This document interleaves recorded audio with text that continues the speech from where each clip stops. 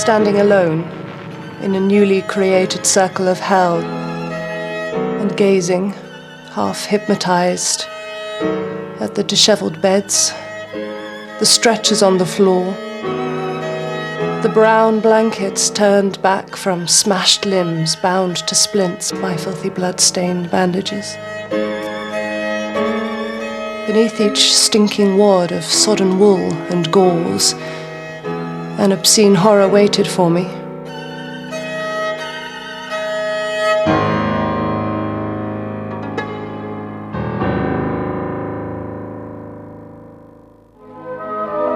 In 1933, 6 years before the outbreak of another global war, a woman set down the story of her own terrible experiences in the First World War. It was an intensely personal account from a young nurse looking after the dying and wounded. Her story also drew attention to the forgotten casualties of the Great War, the women, whose lives were shattered by the devastating loss of the men they loved. The writer was called Vera Brittain. Her heart-rending autobiography, Testament of Youth, was an immediate bestseller. I first read Testament of Youth when I was a teenager, and shortly afterwards I became a nurse.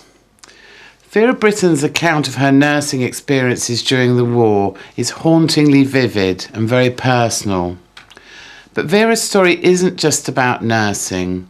It's a heartbreakingly sad story of how one by one everybody that she loved was taken by the trenches.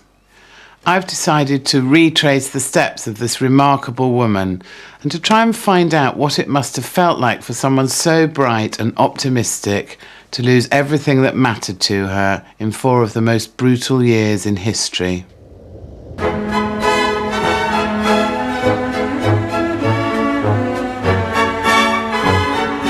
Growing up in Edwardian comfort before the war, Vera, like most people, could not have foreseen the carnage that would engulf her generation.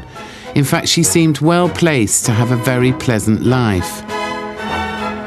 She was born in 1893 into a wealthy middle-class family. Her father owned and ran a successful paper mill, and by the time she was 12, she and her younger brother Edward were living in a large family home in the prosperous town of Buxton in Derbyshire. I've come here to meet Vera's daughter, the politician Shirley Williams, to find out more about Vera's life before the war. Oh my word! Oh, yeah. It's enormous! Would they have had servants? Or? Everybody would have had servants who aspired to be even vaguely middle class, yes. How many, roughly? I don't know how many. 3, I would guess. That's quite a lot in my book. I haven't got any, have you? No, of course not. So Edward came along 2 years after... 2 years later. Yeah, after Vera. 1895. Oh, is that Edward? Of him oh, he's lovely, when he was first born. In his girly outfit. She didn't resent his No, she arrival. absolutely loved him. And she used to tell him stories, and by the time that he was about 2 and old enough to want to listen to stories, my mother would invent new stories, she'd write them down, and for about 5 years, every single evening, she would regale him with her fairy stories. Oh, he must have absolutely loved her. Which he loved it. Yes. They loved each other, they were very close. In Testament of Youth, Vera describes how, as children, she and her brother would take themselves up onto the Derbyshire moors to play for hours on end. They became inseparable. As Vera grew older, it was expected that she would follow the pursuits of a provincial debutante.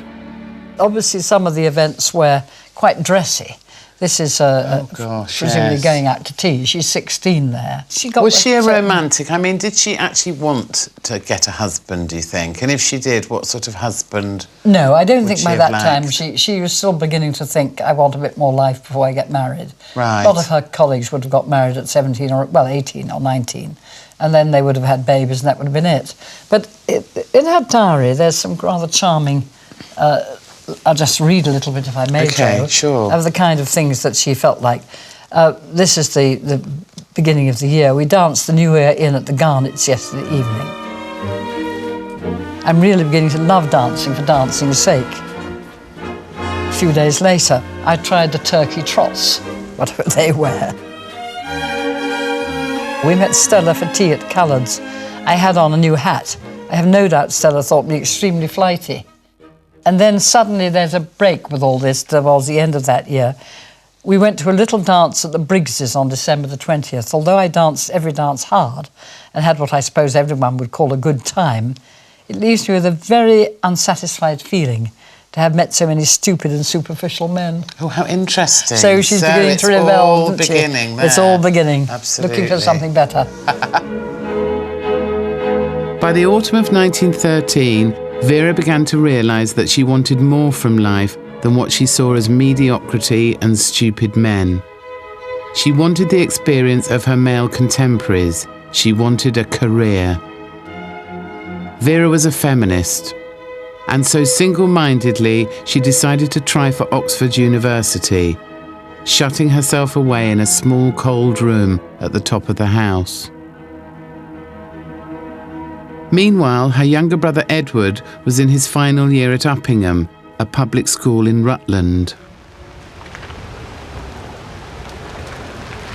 Here he met two boys who would change the course of Vera's life, and though no one yet knew it, would bring her unimaginable pain and loss. I've come to Uppingham to meet the head teacher, Richard Harman, and find out more. In common with a lot of the public schools, of course, the OTC, the Officers Training Corps, was an important part of the school. Every boy learnt how to shoot before he could take part in the rest of the extracurricular activities. It's quite unusual. Pretty unusual, yeah. And then a lot of it was about going on camp, parades, and that sort of thing.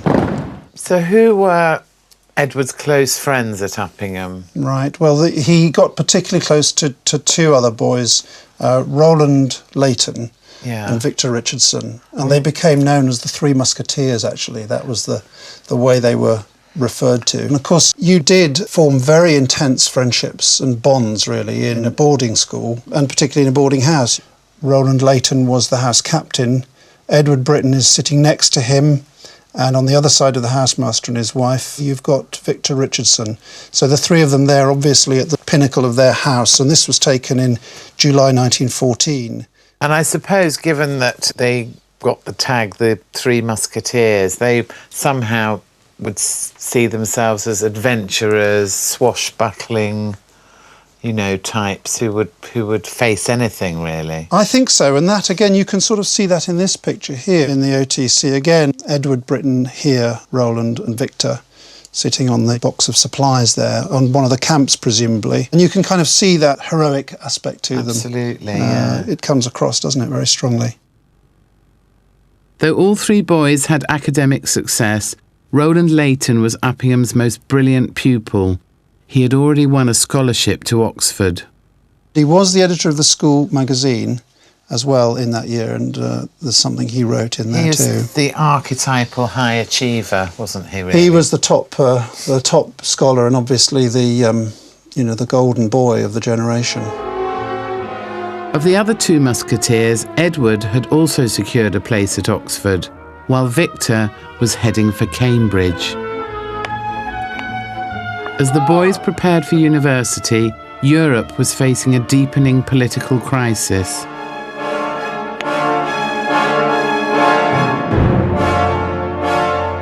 On the 28th of June 1914, Archduke Franz Ferdinand, heir to the Austro-Hungarian throne, was assassinated. This set in train a series of events that would culminate in the First Global War.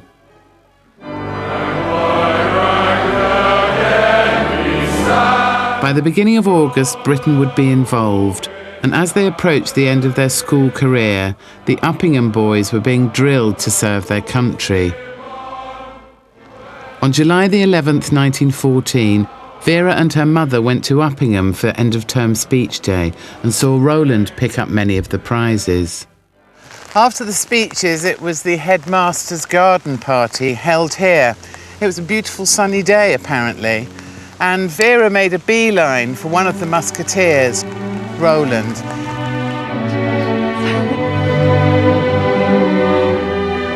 I remember today how perfectly my dress, a frilled pink nignon with a tiny pattern, worn beneath a rose-trimmed lace hat, seemed to have been made for our chosen corner of the garden.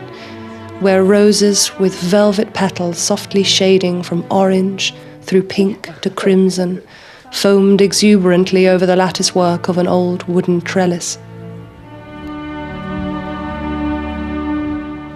The evening after the garden party, Vera wrote in her diary, "He seems, even in a short acquaintance, to share both my faults and my talents and my ideas in a way that I have never found anyone else to do yet." Seems as if Vera had met her love. On the 4th of August, just a fortnight after Speech Day at Uppingham, Britain declared war on Germany. The country was immediately gripped with excitement and nationalistic pride. Vera was no exception. Vera was strangely excited by the news. She writes on the day war broke out, "Today has been far too exciting to enable me to feel at all like sleep." In fact, it is one of the most thrilling I've ever lived through, though without doubt there are many more to come. That which has been so long anticipated by some and scoffed by others has come to pass at last. Armageddon in Europe.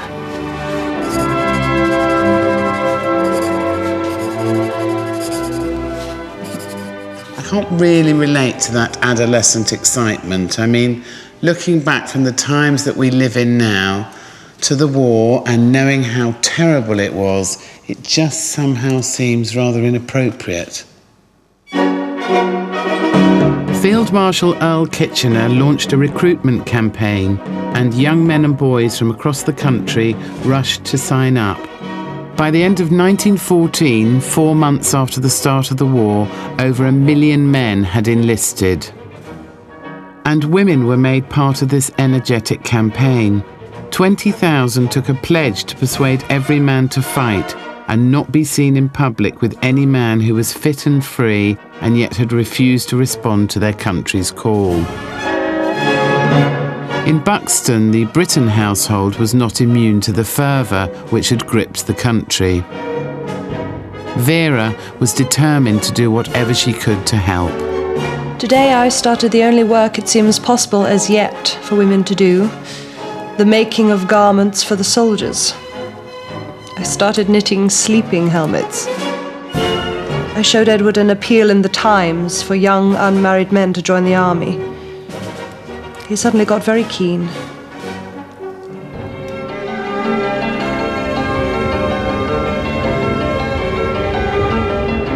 On the 27th of August 1914, Vera's dream came true when she got into Oxford. Up until the outbreak of the war, she had anticipated that she would be joined there by at least 2 of the Uppingham musketeers, but plans were rapidly changing as the excitement of war coursed through everyone's veins. The military training at Uppingham and public propaganda was not lost on Vera's young male friends. They were keen to enlist. October the 9th is getting very near, but I can no longer confidently say that I am coming up to Oxford. I don't think, in the circumstances, I could endure a secluded life of scholastic vegetation. I feel, however, that I meant to take some active part in this war. It is to me a very fascinating thing, something, if often horrible, yet very ennobling and very beautiful. You will call me a militarist. You may be right.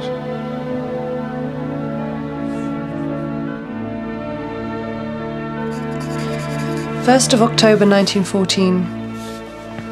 I always call myself a non-militarist, yet the raging of these elemental forces fascinates me horribly, but powerfully as it does you. You find beauty in it too. Certainly war seems to bring out all that is noble in human nature. Women get all the dreariness of war, and none of its exhilaration.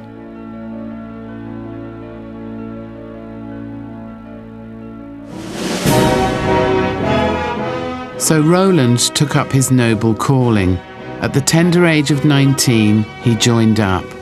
18-year-old Edward followed suit, giving up his university place to begin training for service with the Officer Training Corps. And like his fellow musketeers, Victor joined up too.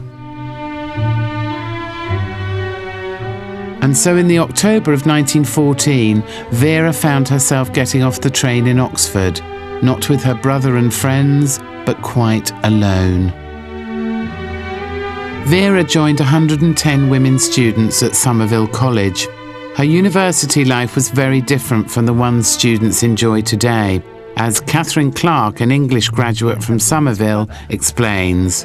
And what about opportunities for romance? Do you think they had many? Pretty limited. I mean, if you read a Testament of Youth, one of the things that Vera picks up on is just the lack of privacy. There's nowhere to be private with anybody that you want to be close to.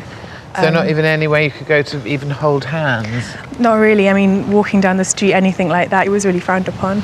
Oh, I feel so sorry for the women here 100 years ago. It must have been really, really difficult and frustrating. Although contact with men was very restricted, the girls could have some innocent fun in the privacy of their rooms. They had cocoa parties quite a lot, where they just kind of basically girly sleepovers, where they'd all pile into the same room and drink cocoa and talk about politics, philosophy, the dons. Oh, it sounds wonderful, apart from the cocoa. While Vera settled into her life as an Oxford student, her true love Roland was so keen to see action, he changed regiments and headed out to France with the Worcesters on the 1st of April 1915. Vera began to feel increasingly frustrated and cut off from Roland and the momentous events of wartime. Her diary was just full of tennis and war.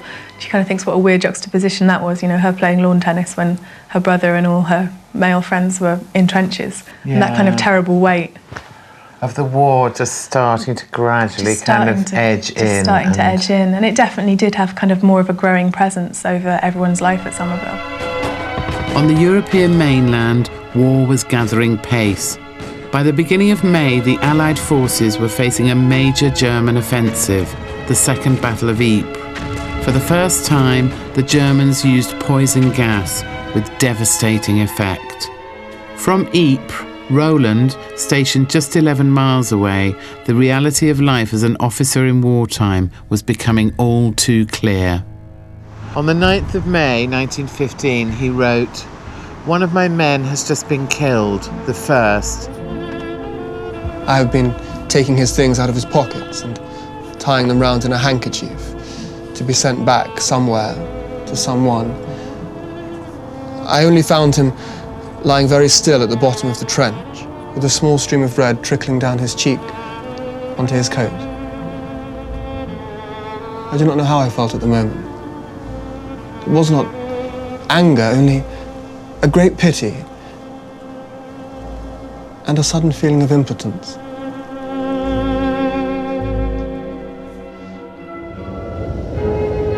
Vera felt she too had to get involved. So on the 27th of June 1915, the girl whose dream in life had been to study at Oxford resigned her place for the duration of the war. She returned to Buxton to sign up as an auxiliary nurse with the Voluntary Aid Detachment, or VAD. She was posted to Buxton's Devonshire Hospital. VAD nurses played quite a different role from professional nurses. They did basic ward tasks such as cleaning and preparing food. The Red Cross specifically recruited them from the middle classes in the hope that they were less likely to get into romantic entanglements with the officers in their care.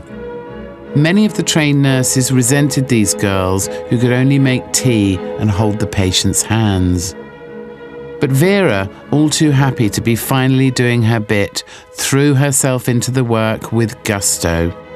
28th of June 1915. I can honestly say I love nursing, even after only 2 days. It's surprising how things that would be horrid or dull if one had to do them at home quite cease to be so when one is in hospital.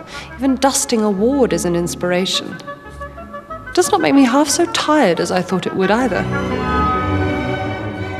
Vera was not the only girl who wanted to get involved in the war.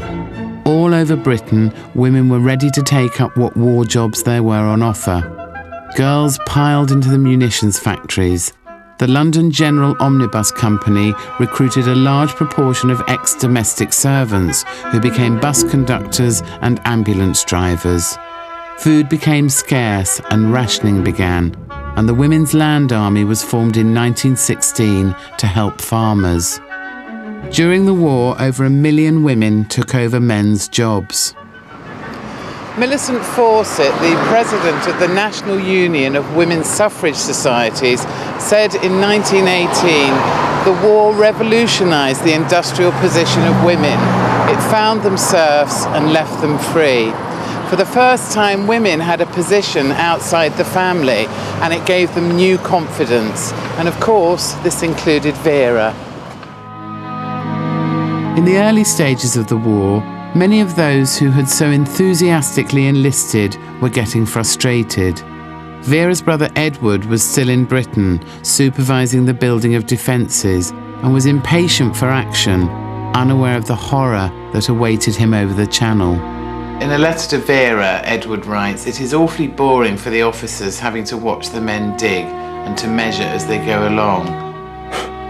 Occasionally I dig myself, but we're not really allowed to, as we're supposed to superintend.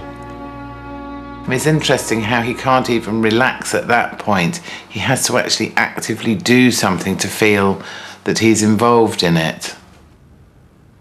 After just a few months of fighting, the war was already taking its toll on Roland. On the 20th of August 1915, he was granted 6 days' leave, and he came straight back to see Vera. He met her at St Pancras Station in London, and together they went up to Buxton for a couple of days. Roland asked Vera to marry him. Astonishingly, she accepted. Their love was based on such slight acquaintance, but the war was intensifying the lives of these two young people, and even the tiniest gestures of affection became loaded with meaning. His arm was around me still, and with his other hand he gently played with the little wisps of hair that the wind blew over my face. After a time, he rested his head against my shoulder, and we became quite silent. I never thought that anything would ever happen to me like this. As far as I had then lived, it was the sweetest hour of my life. I mean, it was strange because the whole thing just happened so quickly. I mean, I think they'd only actually met each other 7 times. And what had actually happened, I suppose, was the war had absolutely accelerated the development of their relationship. It had intensely and bitterly pushed it forward because of the threat of loss. Leaving him at St Pancras, Vera suddenly realised that beneath the heroic young soldier doing his duty for king and country lay a young man in turmoil. Vera would later recall, "He stooped and kissed me passionately. I hadn't realised until then that this quiet and self-contained person was suffering so much. I just managed to make myself whisper, 'Goodbye.' He said nothing at all, but turned quickly from me and began to walk rapidly down the platform. But he never turned again. What I could see of his face was set and pale. It was over. I sat very still, watching the growing darkness. Roland was mine, and I was his.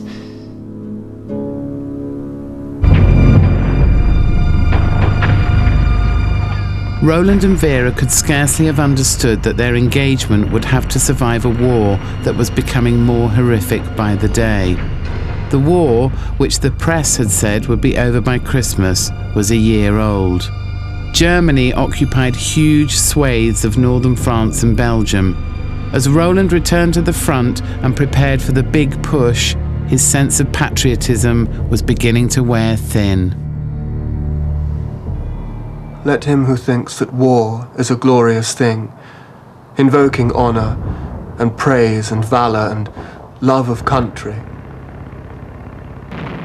Let him but look at a little pile of sodden grey rags that covers half a skull and a shin bone,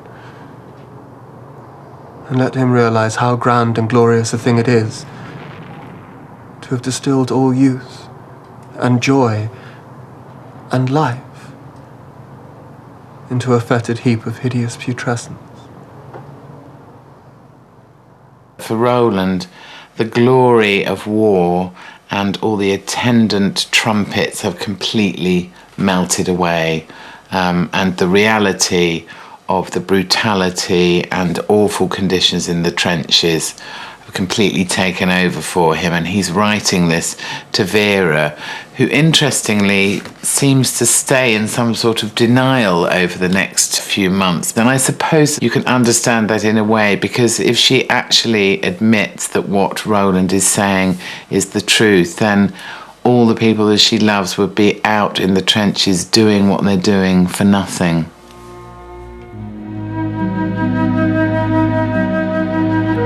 The war was suddenly brought closer to Vera. At the end of September 1915, the British suffered terribly heavy casualties. Unable to cope with the wounded in the French field hospitals, they were shipped back to London. More VAD support was called for. Vera was posted to the 1st London General Camberwell on October the 18th. At Camberwell, Vera's job changed dramatically. She wasn't just dusting bedside cabinets anymore. No, she was right in the thick of it. And she was really getting her first taste of what war wounds were really like. One day last week, I came away from a really terrible amputation dressing I had been assisting at.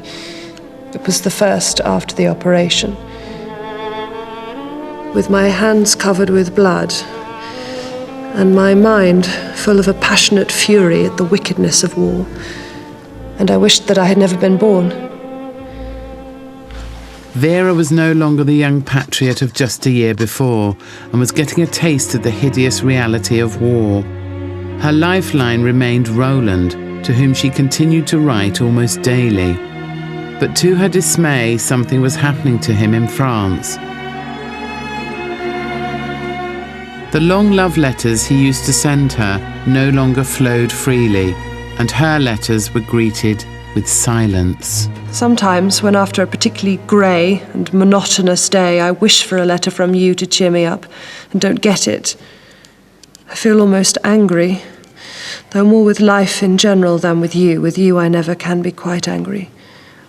To try to understand Roland's state of mind at this time, I've come to meet Roland's nephew, David Leighton. So many moustaches, aren't there? Well, everybody had to have a moustache. I mean, they're only 19. Yes, I know. And they had to appear frightfully mature.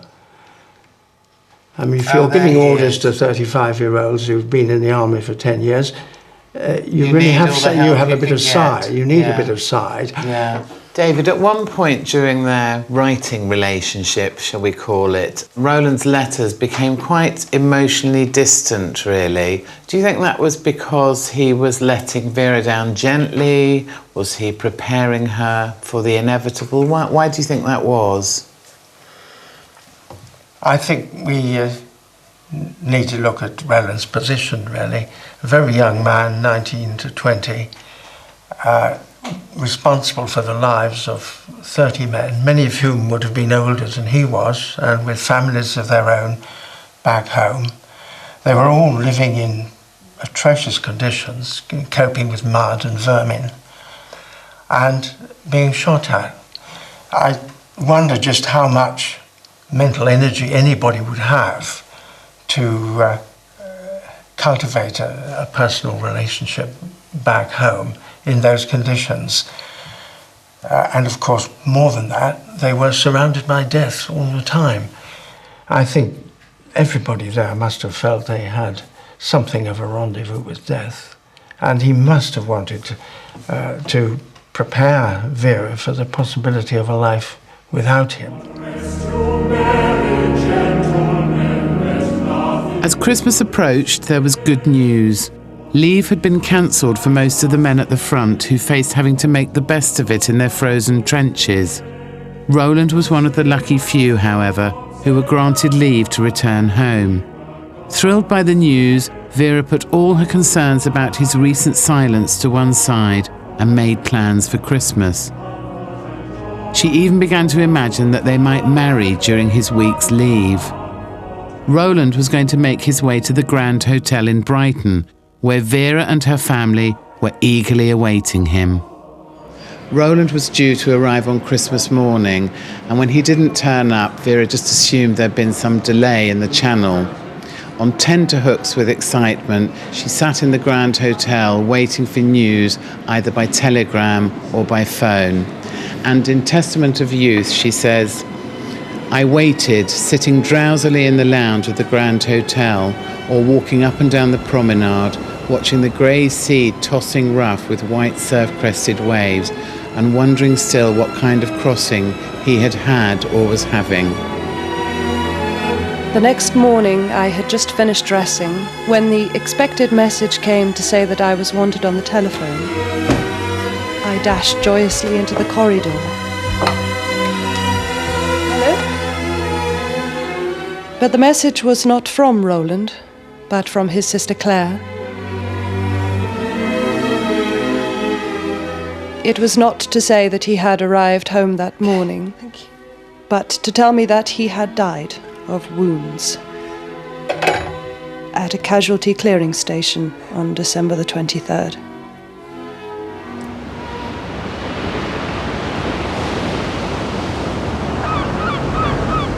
Vera was devastated. Roland had been the focus of her life and dreams, and suddenly he was gone. More distressing still, Vera discovered that he had not died as part of any daring attack. The circumstances of his death were sadly mundane. He had gone out to check the wire in front of his trench under full moonlight. A German sniper had seen him and shot him through the stomach. Now, Vera had just turned 22 and Roland had been 20. His death was utterly devoid of all the heroic limelight they dreamed of at the beginning of the war. And I'd imagine at this point, for Vera, the true devastation of war must have been coming much closer. Horror was added to her sense of loss. When Vera visited Roland's parents in January, his clothes had been returned from the front. She described unpacking them. The smell of those clothes was the smell of graveyards and the dead. The mud of France which covered them was not ordinary mud. It had not the usual clean, pure smell of earth, but it was as though it were saturated with dead bodies. Dead that had been dead a long time. After the clothes had gone, we opened the window wide and felt better, but it was a long time before the smell and even the taste of them went away.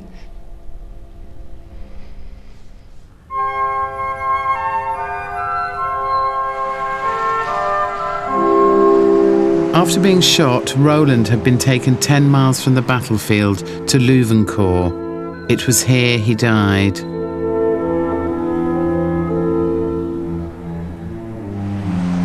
I've come to France to look for his grave, much as Vera's brother Edward did when he made his own pilgrimage in April 1916, just after he was posted to France.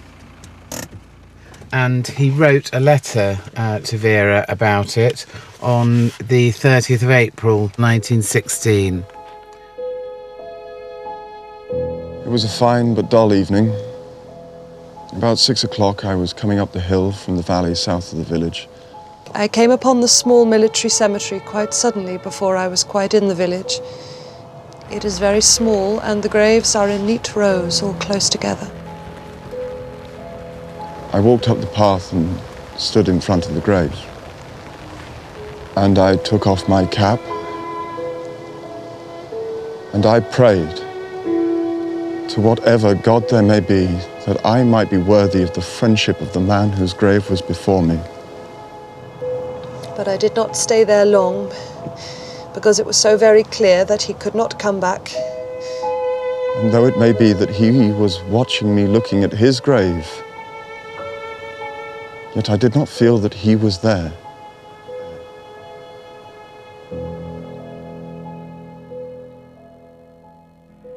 Roland's death must have felt to Vera like the end of everything. But there was some light in the darkness. All too aware of her fragile emotional state, and with her brother away in France, 2 other young men came to Vera's aid. One was Victor Richardson, the 3rd member of the 3 Musketeers from Uppingham. With the death of his great friend Roland, he turned to Vera. Mark Bostridge, Vera's biographer, has traced the special relationship that began to evolve between Vera and Victor. The first thing he's trying to do is to convince her that Roland's death hadn't been in vain, that actually Roland had been very brave to go out and fix the wire, and that he had saved his men's lives by doing so, and that was the action of a good officer. But he's also trying to help her get through this terrible period. I mean, he's written a letter here where he talks on the 8th of February. He's in Kent, and he writes to Vera, and he says, "I feel that in a way it helps me to repay a little of the great debt I owe to him," him being Roland. For he, as you say, would have been most grieved if he could have known what you must suffer on his account. And I somehow think he would have thought me the right person to whom you could talk about him. Now, as you notice in this letter, all the H's are capitalised. As Roland Very reverential, isn't it? He's become a kind of god, hasn't he?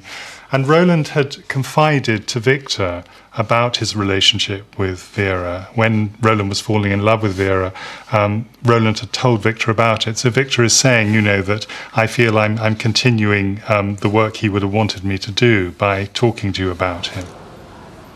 Vera and Victor met regularly at the Trocadero in London. For Vera, he was a real source of comfort. He encouraged her to write when she felt lonely or depressed. Vera had one other shoulder to lean on, Geoffrey Thurlow. He was a more recent acquaintance whom Edward had befriended since joining the army. Vera met him in October 1915, where he was invited to Buxton by the Brittain family, and she'd been instantly struck by his sensitivity and idealism. On October the 11th, 1915, she wrote to Roland, I liked Thurlow so much. Whatever Edward's failings, I must say he has an admirable faculty for choosing his friends well. Despite the brevity of their acquaintance, Geoffrey nevertheless felt that there was a sufficient bond between him and Vera to offer her support. From France, he wrote a short, formal letter. Dear Miss Brittain, please pardon me for writing to you.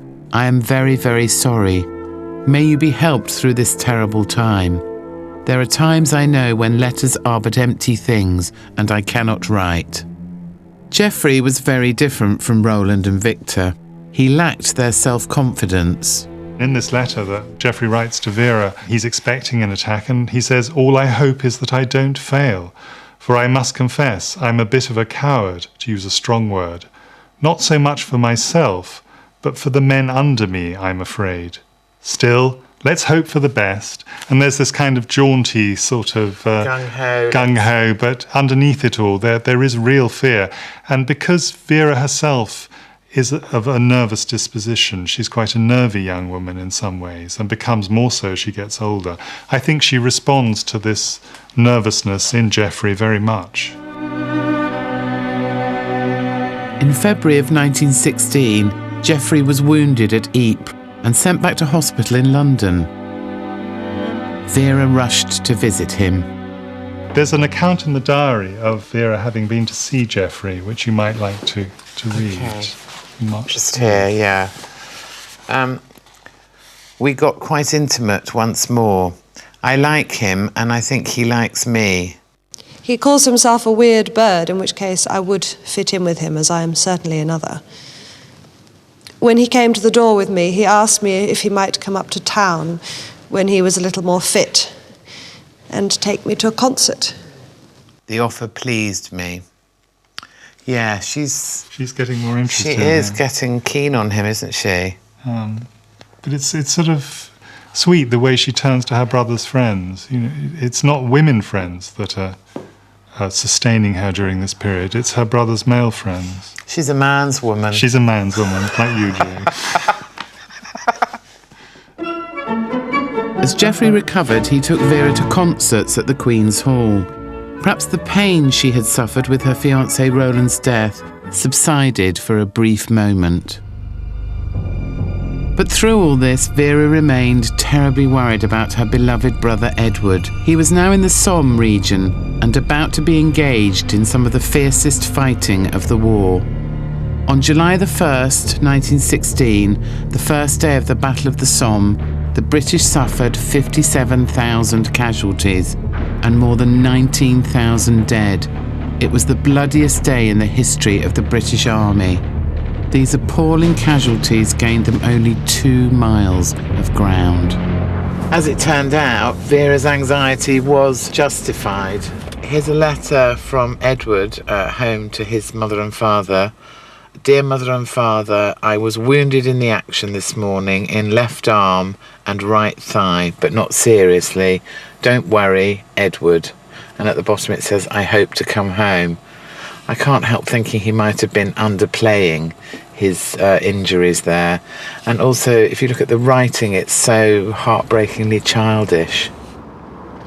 As it turned out, Edward's wounding, strangely, marked a slightly happier period in Vera's war, because by complete coincidence, when he returned to England, he ended up here in Camberwell at the 1st London General, where Vera was working. It seemed that at long last, fate had thrown Vera a bit of a good hand, and she was finally reunited with her favourite soulmate. So Edward was here, safe from danger, for now at least. She recalls finding him amidst the chaos of newly arrived patients. Such a confusion of screens and stretchers and washing bowls replaced the orderly beds of the previous night, that for several seconds I stood in the doorway of J and looked for Edward in vain. Then halfway down the ward, a blue pyjama-clad arm began to wave. And the next moment I was beside his bed. Over the next few months, Edward made a full recovery. What's more, his bravery was recognised. Vera couldn't have felt prouder. He went to Buckingham Palace with his mother and was awarded the Military Cross. With Edward on the mend, after volunteering for foreign service, Vera found herself on a ship to Malta. Between 1915 and 1919, 200,000 casualties came into Malta hospitals, most of whom were suffering not from war wounds but malaria. The island, with its sunshine and beaches, had an almost holiday atmosphere. She began to enjoy the company of other nurses, and for a period she felt removed from the grimness of war. But this happiness would prove short-lived. While Vera was in Malta, Geoffrey and Victor had returned to the trenches in France. The Allies were about to launch a major offensive. Between the 9th of April and the 16th of May 1917, the Battle of Arras was to prove incredibly costly, and the French offensive, which it was designed to support, failed. On the 18th of April 1917, Vera received a telegram from Edward with the words, Victor wounded, serious. Victor had been shot with machine gun fire just behind the left eye, whilst leading an attack east of Arras. And Vera actually writes back to Edward about Victor. I am broken-hearted indeed about Victor. His lovely eyes. I can't bear to think they will never any more look right into one's soul. I wish Roland were here, to be with him. Give him the strength he will so much need if he lives.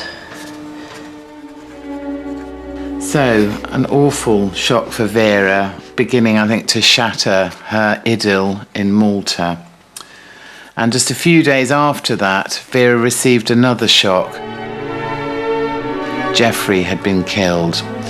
He'd been shot in the chest and suffocated whilst attempting to capture an enemy trench. Vera was shattered by the news. She had begun to come to terms with Roland's death, only to see the man who had supported her and for whom she was developing tender feelings also brutally taken from her. Two of the most important men in her life were gone. She treasured the last letter he wrote, in which he described to Vera the beauty he saw in the squalor of war.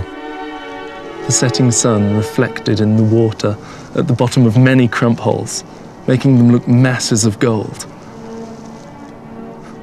Over to the right, tall trees astride a river, also looking gold in the last rays of the setting sun. And beyond the river, more ruined houses, from which occasionally flashed a large gun. Wow, it was quite beautiful. I only hope I don't fall at the critical moment, for truly, I am a coward.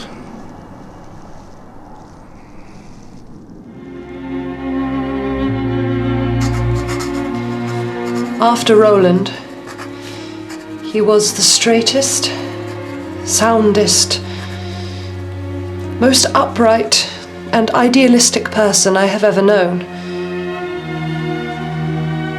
Often I have wondered what it would all lead to.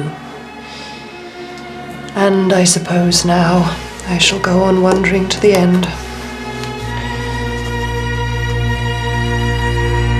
Does that mean, do you think, that she had him in mind as a husband? Well, she writes a poem in memoriam for Geoffrey after his death, and she speaks in the last line of that about an intimacy sweet yet scarce begun. And in another diary entry, she talks about she loved Geoffrey. So I think she certainly must have wondered whether their relationship would develop in that way. And so I think she probably had thoughts about how the relationship might have developed. And it's quite possible, I suppose, that they might have become closer had Geoffrey lived. Of the 4 men in her life, now only 2 were left. Her brother Edward and her friend and confidant, Victor, now recovering from his wounds in hospital in England. There's a doubt over whether Victor would live. I mean, his left eye is definitely lost, and there's some sort of concern for a time about whether they can save his right eye. In the end, he's blinded in both eyes. But will he live?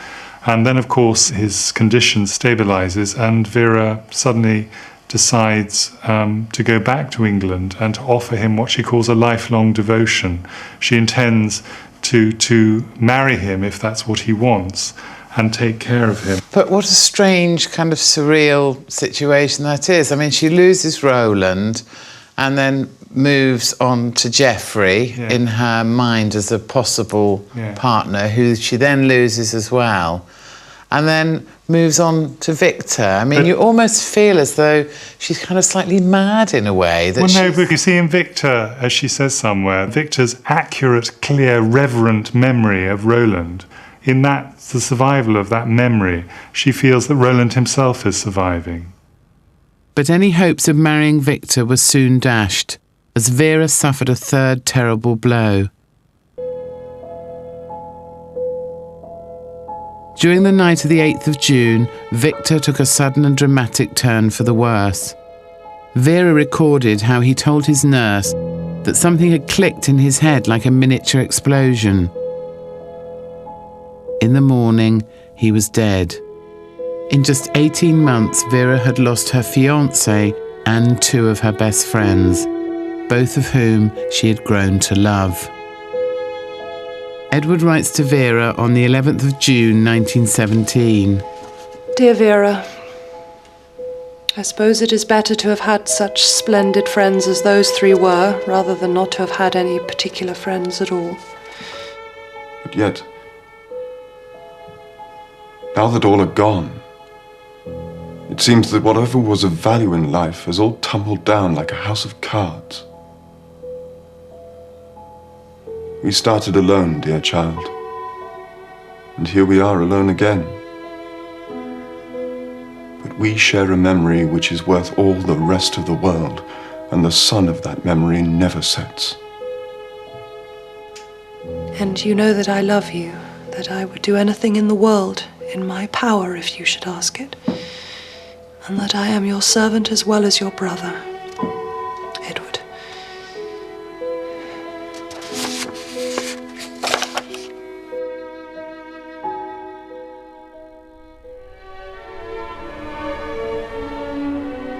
At this point, with the war 3 years old, Vera took a hand in her own destiny. With all her close male friends gone and a brother who had returned to France facing daily danger, Vera felt she had nothing to lose but her own life, and she was more than prepared to sacrifice that, as those she loved had done. And so in a bold move, she enlisted for frontline duties herself. Vera managed to get a posting to Étaples on the coast of northern France, where there was a huge Allied military encampment, which was actually very close to the front, and therefore this meant that the nurses were in danger too. At Étaples, there were over 22,000 injured soldiers, and with only 60 trained nurses, the VAD's help was critical. Sue Light, an ex-nurse, has been compiling a history of nursing in the First World War. It's a slightly incongruous setting, isn't it? This sort of modern close. Yeah, it is. What's quite fortunate, though, is when they developed the town after the war, that they did use the footprint of the camp. So some of the roads that were built by the British, still exist today. Oh, right. And the houses were built around that footprint. I think when the nurses got here, some of them would have had quite a shock, because this is definitely what you would call active service conditions. They were coming out of an ordinary building into a vast hutted and tented camp. 2/3 of this hospital was huts, a third were, you can call them tents, huge marquees. For Vera, one of the most distressing things she had to deal with at Étaples was the increasing number of victims of poisonous mustard gas. I have a letter here that Vera wrote to her mother on December the 5th, 1917. She says, "I wish those people who write so glibly about this being a holy war, and so much about going on no matter how long the war lasts, could see the poor things burnt, blistered all over with great mustard-coloured blisters, with blinded eyes, sometimes temporarily, sometimes permanently, all sticky and stuck together. Their voices a mere whisper, saying that their throats are closing and they know they will choke." We're terrible for the patients and terrible for the nurses as well. A nurse's job is to ease distress, to help the patient, and there they're faced with men with a whole multitude of symptoms. Was the pain relief fairly basic then? They would have morphine. Really, there was not much between an aspirin and morphine, so it's not the sort of pain relief that we would expect now. And these wounds were the sort that were not very easy to relieve, because every time you moved, you would have another acutely painful blister, and it was going to do nothing for your eyes. It wasn't going to stop you being blind or stop them watering. The horrific nature of the gas wounds made a huge impact on Vera, as did another aspect of war that she had not anticipated. One somewhat incongruous situation Vera found herself in at Étaples was when she was put to work nursing German prisoners of war on the German ward. And suddenly all thoughts of them being the enemy just slipped away. In fact, she says in a letter to her parents, "I cannot, however, really say I dislike nursing the prisoners, though I should have expected to had I thought of it." One forgets they are the enemy and only remembers that they are suffering human beings. To think Edward in one part of France is trying to kill the same people whom in another part of France I am trying to save. The less one hates them, the more one realizes the tragedy of war.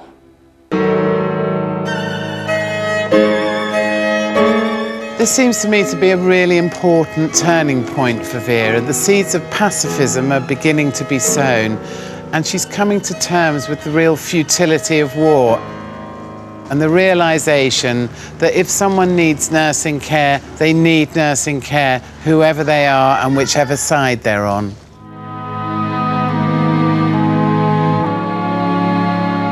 In November 1917, Edward's regiment was sent to the Italian front. Edward and his men must have felt some relief to leave the mud for the mountain passes of Italy. And Vera took comfort in the fact that the Italian front seemed a far safer place to be than northern France.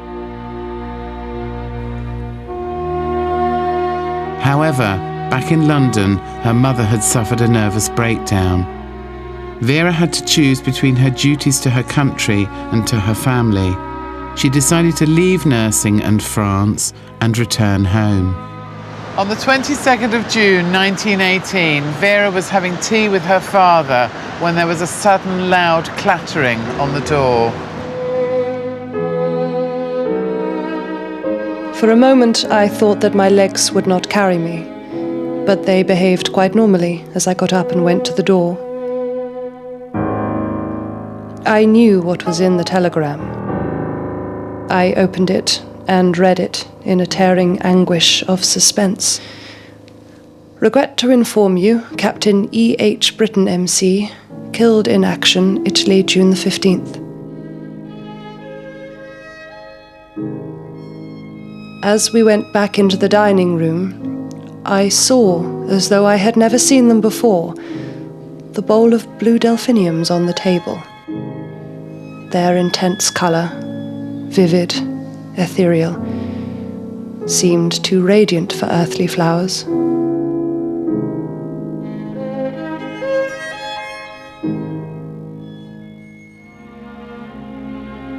This was the final catastrophe. After so many deaths, after witnessing so much injury and having watched her own family suffer, the one person she had clung to was wrenched from her. Vera's friends were representative of the group of officers who at very best only ever had a 50% chance of survival. Trained as leaders, the officers' distinctive tailored uniforms and lack of rifles meant they were easy pickings for German snipers.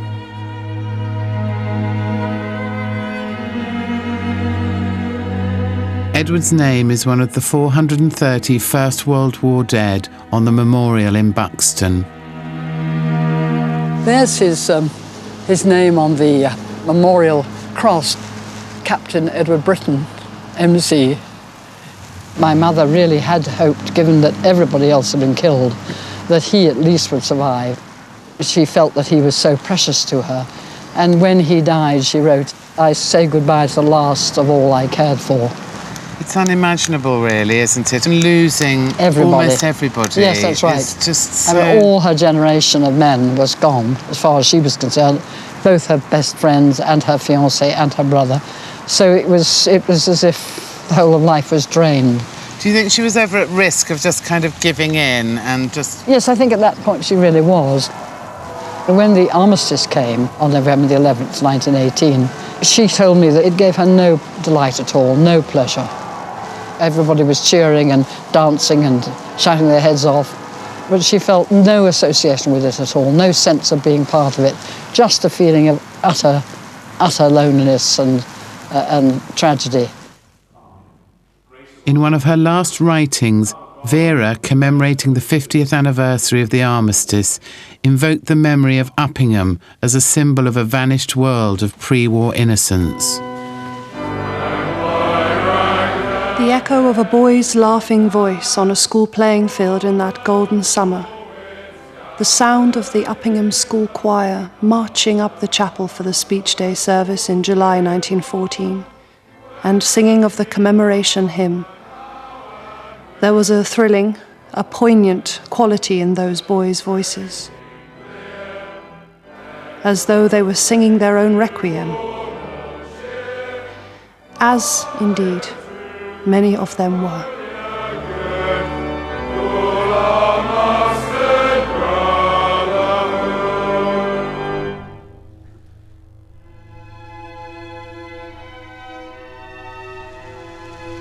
The First World War not only robbed Vera Brittain of her peers and of her youth, it stole away time she could have spent at university with friends, and it took her brother and her fiance. Later, Vera would write, I could have married Victor in memory of Roland, and Geoffrey in memory of Edward. But the war took even the second best. It left nothing. Only ambition held me to life. And then in the 20s, the idea of writing about her experiences emerged. And in the process of writing, Vera began to see the war in a totally different way.